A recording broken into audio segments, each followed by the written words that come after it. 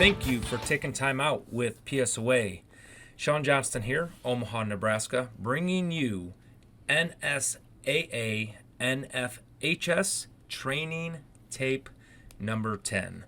The regular season is over and we are preparing for playoffs. So now every game we do, one team goes home and will not continue to play. One team will punch their ticket to the next round. With that being said, officials, our mechanics, our signals, and now even more than ever, our judgment is the utmost importance. I've been saying this the past couple weeks. Let's be seen, not be noticed. And what we mean by that is when we are doing what we are supposed to do, we are making calls based on rules and philosophy education. We are being seen. When we aren't doing the correct mechanics, when we aren't doing the correct signals, when we are applying wrong rules, now we're being noticed. So let's be seen in the playoffs, doing our jobs to the best ability that we can. Thank you once again to the NSA observers, coaches, officials turning in clips for education purposes. This first one is going to start with the difference between hurdling, diving, and jumping. All right, so we have a goal line play, and you're going to have the ball carrier take it and lead with the top portion of his body over the opponent.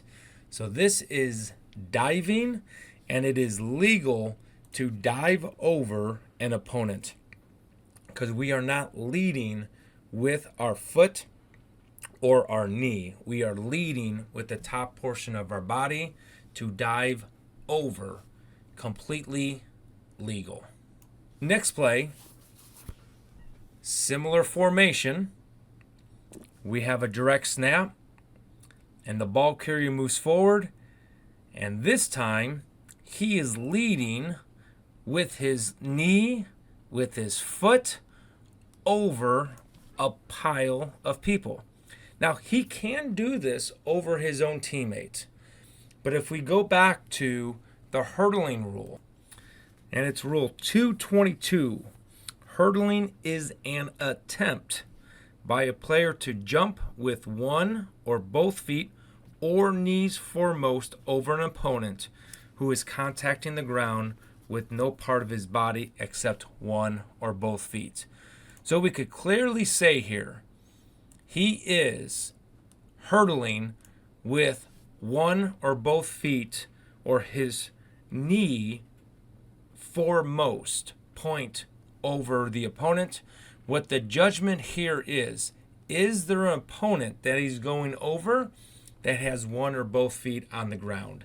Officials, if you see a defender with one or both feet on the ground on this play, in this hurdling action, we have a foul. If all defenders that this hurdling attempt is going over and they are on the ground or have another body part on the ground, this would be legal, and it's jumping over another player. Hurdling is when the defense has one or both feet on the ground. Jumping is when the defense has a body part or lying on the ground. Another week, another pop-up kick. All right, so a lot of discussions this week of what is high into the air, what is not high into the air. And this training clip is to send the message. A pop-up kick is illegal in high school football because we want to avoid collisions. So we're going to read the illegal pop-up kick definition and then give a clear-cut direction of what needs to be called during the playoffs. So Rule 224.10. A pop-up kick is a free kick in which the kicker drives the ball immediately into the ground, and the ball strikes the ground once and goes into the air in the manner of the ball being kicked directly off a tee. So we have a ball being directly kicked into the ground, and the ball goes in the air in a manner where it looks like it's a pooch kick. Officials, this is the direction that we have been given. If that ball goes directly into the ground, up into the air, and there's going to be a collision, blow the play dead. This is a safety rule. This is a safety foul. We don't want to split here on thresholds to avoid collisions. If that kicker kicks the ball directly into the ground, up into the air, making it look like it's a pooch kick, it is an illegal pop-up kick. And we're using this clip to let officials know you are supported to call this kick an illegal pop-up kick. Let's protect the players and have everybody play throughout the playoffs. Coaches, you're probably watching this clip and asking, what could our kickers do differently? And what you need to do is squib it. Have it go more out forward instead of directly into the ground. So a squib, the initial direction is straight out forward, not directly into the ground. This next play, we don't see very often. We talk about it, roughing, but we have roughing the snapper, we have roughing the passer, we have roughing the kicker.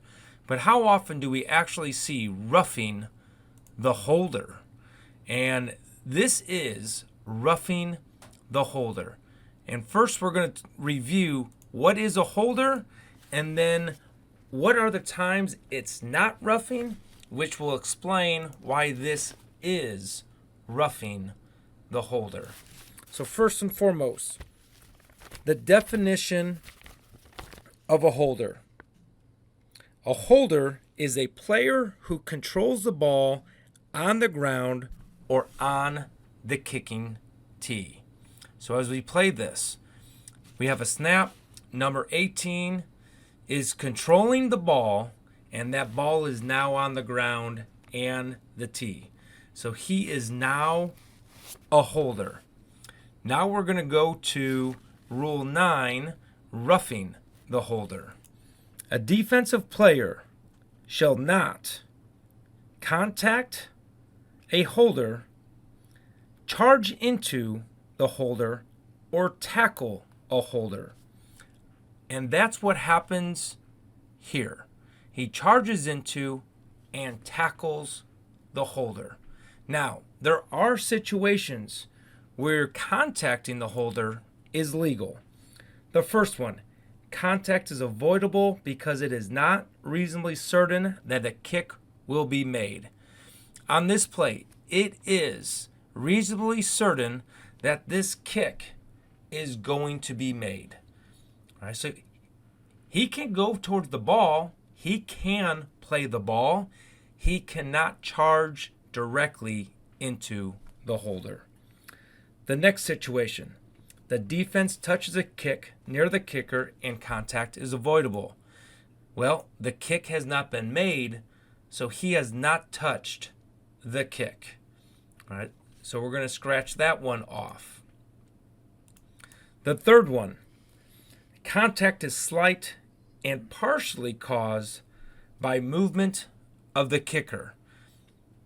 I would not consider this slight contact at all. This is forcible contact. And the last one, contact is caused by R being blocked into the kicker or holder by K, and this player comes in unabated straight towards the holder. So this is roughing the holder because it is charging directly into and tackling the holder. Coaches, tell your defensive players, play the ball and not the player. Play from 8-man playoffs.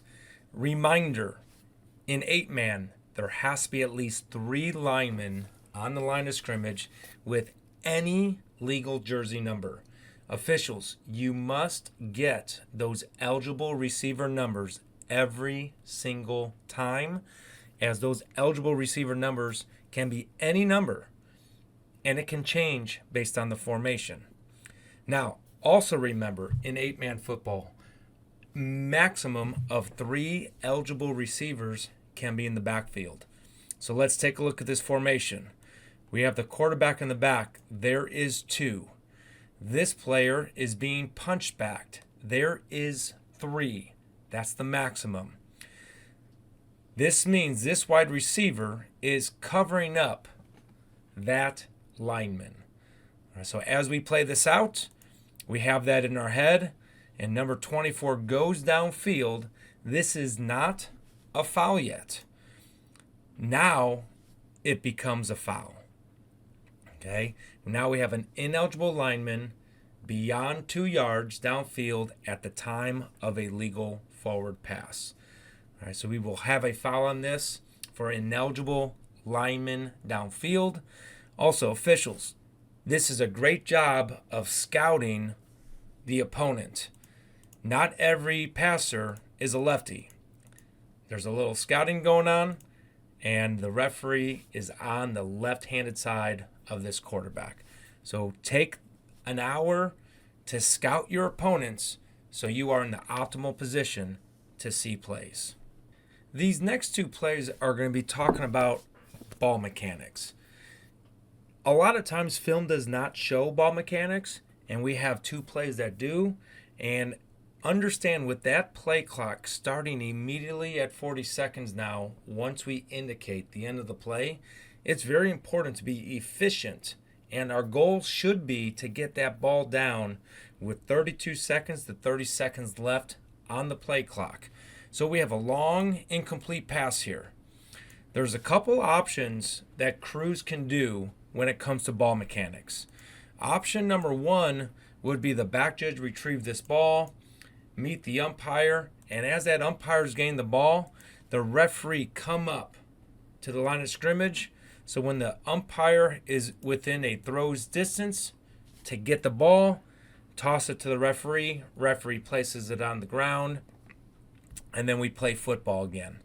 All right, but as we see here, we had 12 seconds, now 15 seconds off the play clock before that ball is down ready for play.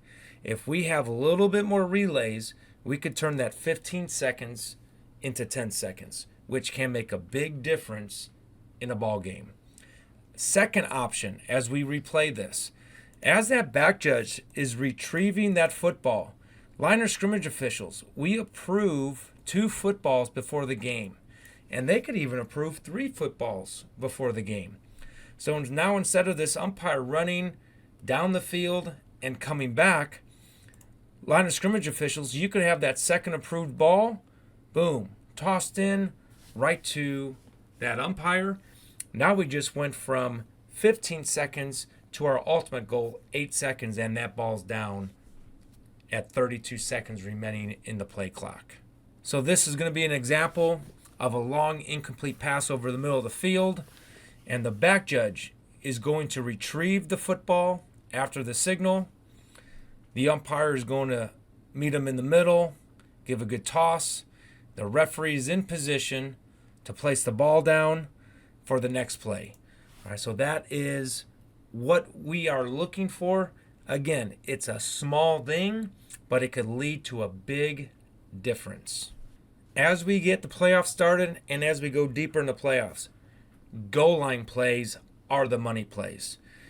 We need to have solid mechanics for these goal line plays. So when we're inside the 10-yard line, early in the play clock, we have to get media, team followers, 3, 4, definitely behind that restraining line. This cameraman is not behind the restraining line. He's actually in the spot where the official is going to need to go on a goal line play at that pylon. So let's do our work before the snap is imminent and get all those fans, all those medias behind the restricted line. Now, since we are snapping outside of the 5, inside the 10, at the snap, we want to get ahead of the play. We do not want to be stationary after the snap. Get to the head of the play, because The most important line is the goal line. All right, so that is how we want to work that play if it's in the middle of the field, not inside the 10-yard line. Now this comes up to fourth down and short. So now we have two important lines here on this play. They have to achieve a first down, but we have to be aware of the goal line. What we have been told to do, coaches will run plays to get the first down on fourth down. So again, we are going to get ahead of the play at that snap and get to the line to gain immediately. If you have enough trust in your crewmates, the official that has the ball coming towards them, you get to the line to gain. The official that has the ball going away from them, you get to the pylon. Now we have both important lines covered. So officials, don't be caught in the wrong position on a very pivotal, game-changing call in the playoff game. Let's have that discussion. Inside the 10, get ahead of the ball. 5 and in, get to the goal line.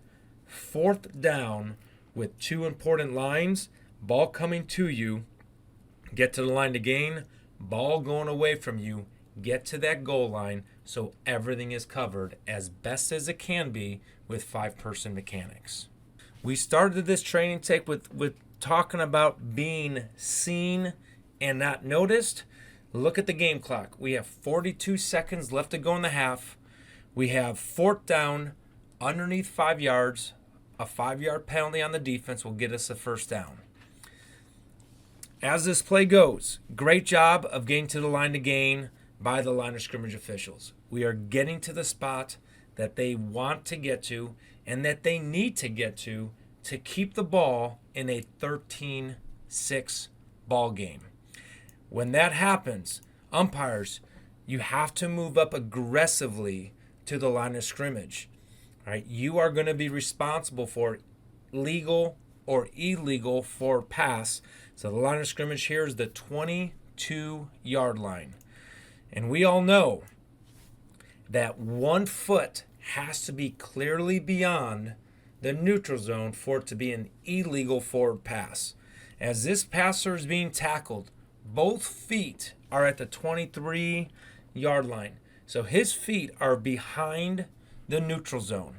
The true judgment here is going to be, does he release that ball prior to that knee getting down on the ground? And that is another judgment we really need to hammer. All right, so umpire, you are looking right at it. This is not, quote unquote, your direct call. However, this is the information the crew is going to need at the final result of the play. So we wound up having a completed pass. We have a first down. All right. The offense, if ruled ball was released prior to a body part down, is a legal forward pass. 1st and 10 from the 14-yard line for the offense. If we rule that body part was down prior to that pass coming out, we need a strong whistle, stop the clock, then everybody else stop the clock. We are now being noticed doing our job and getting that communication to the coaches on the sidelines, the ruling on the field. Ball carrier was down by contact prior to that ball being passed. Turnover on downs, defense's ball. We do not have an illegal forward pass here. Both feet were behind the neutral zone. So officials, these are the plays that are going to determine who's going to advance to the next round and who's going to go home at the end of the day. Let's be in the best position to see the play, to have our call accuracy to be the best it possibly can be throughout the playoffs. That concludes our training tape number 10. We thank you for coming out and joining these training tapes throughout the season. Those crews working this week, congratulations. You earned it, you deserve it, but you're only as good as your last call. So keep working hard. Those crews that are not working this week, don't put your clothes away yet. There's tons of football left to go. So please continue staying in the rule book, staying in the case book, watching our shorts, watching the rules questions that come through to keep your head thinking high school football. So when your crew's name is called the next weeks, your crew is ready and you've been staying on top of your game. Until our next training tape, officials, remember, you're only as good as your last call.